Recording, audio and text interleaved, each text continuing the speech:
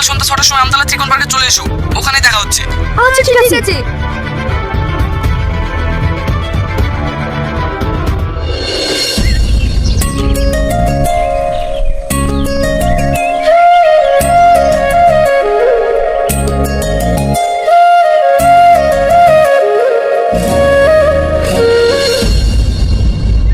এত দেরি করে এখান থেকে তাড়াতাড়ি চলো।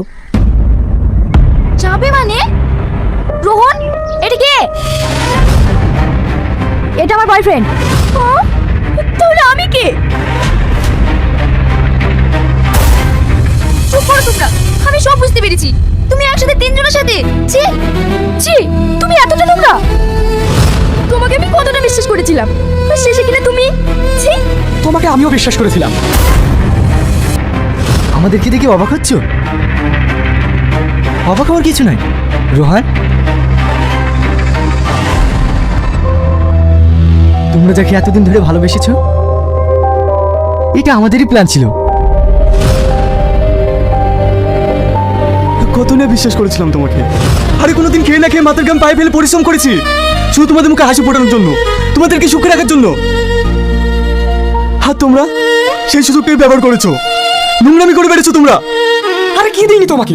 তুমি যখন যেটা চেয়েছো তখন সেটা দিয়েছি। হাজারো সমস্যা হলে, হাজারো কষ্ট হলে তোমার এই ছোটখাটো আবদারগুলো পূরণ করার চেষ্টা করেছি।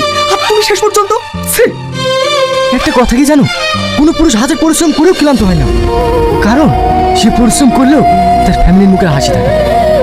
সেটা ভেবে সে দিনরাত পরিশ্রম করে যায়। একটা পুরুষের বুকটা কখন ফাটে জানো? যখন তার ফ্যামিলির লোকজনে তার সঙ্গে বিশ্বাসঘাতকতা করে। এটা শুধু তোমাদের সমস্যা না, হাজারো ফ্যামিলিতে ঠিক একই ঘটনা ঘটে চলেছে। কারণটা কি জানো? শুধুমাত্র এই তোমাদের মতো বিশ্বাসঘাতকরা আছে বলে। তুমি আমাকে ক্ষমা করে দাও, এরকম ভুল আর কখনো হবে না। দয়া করে তুমি ক্ষমা করে দাও। তুমি যেভাবে রাখবে আমি সেভাবেই থাকবো। প্লিজ আমাকে ক্ষমা করে দাও।